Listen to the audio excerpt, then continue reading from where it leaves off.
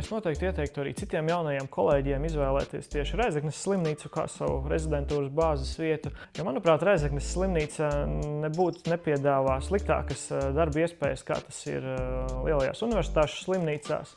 Šeit ir ļoti foršs un atsaucīgs kolektīvs, kā arī ķirurģiskās iespējas ir ļoti plašas.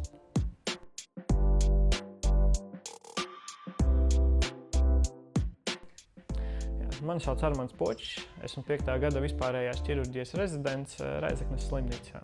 Runājot par rezidentūras izvēli, kā jau pašā sākumā bija tāda doma, ka gribās kaut ko ķirurģiski darīt. Pēc pirmā studiju gada bija tāda iespēja pavolontēt šeit Rēzeknes slimnīcā pavasaru, un principā visu vasaru tā es arī novolontēju.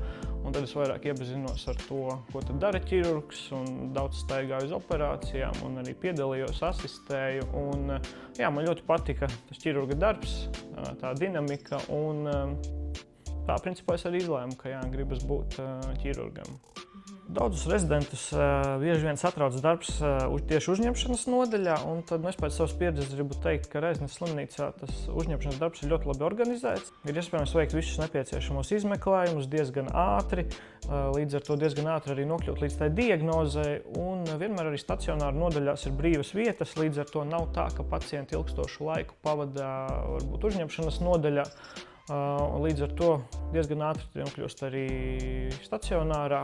Ja, teiksim, nepieciešama kāda konsultācija, terapeita, neirologa konsultācija, tad, principā, konsultanti ir turpat uzņemšanas nodaļā vai arī viena zvana attālumā, līdz ar to diezgan ātri ir iespējams iegūt šīs konsultācijas, un, ja, teiksim, tu esi izslēdzis to savu patoloģiju, tad arī kolēģi tad pārņem to pacientu un tad ārstē tālāk.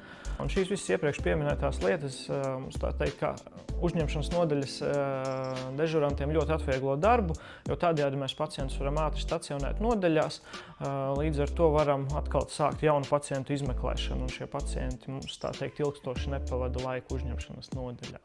Manā pieredzē viens arī tāds no pozitīvajiem aspektiem tieši reģionālajā rezidentūrā kā ķirurgam ir tas, ka tas pacientu loks ir daudz plašāks. Mums reizē gan jāizmeklē gan uroloģiskie pacienti, gan arī varbūt bērnu ķirurģijas pacienti, gan žokļu ķirurģijas pacienti un varbūt arī citi pacienti. Līdz ar to mēs iemācāmies veikt daudz dažādas arī varbūt manipulācijas, ko universitāšu slimnīcās dara citi speciālisti. Un šajā ziņā mēs kā reģionu rezidenti noteikti esam ieguvēji, jo tas mūsu manipulāciju klāsts, ko mēs varam veikt, ir daudz plašāks. Slimnīca rezidentūras laikā piedāvā arī ļoti plašas atbalsta iespējas. Man gan pašam nav bijusi nepieciešamība, bet, ja tāda nepieciešamība ir, tad pa nakti vienmēr var palikt arī dienesta viesnīcā, kā arī tiek sekti ceļa izdevumi ceļā uz dežūrām. Tā kolektīvs ir ļoti foršs, kolēģi ir ļoti draudzīgi, atsaucīgi, nekad neliekas padomu. Un runājot arī par tādām nākotnes perspektīvām, daudzi mūsu jaunie kolēģi šobrīd jau ir arī pat nodaļu vadītāji, tā kā nākotnes perspektīvas noteikti ir.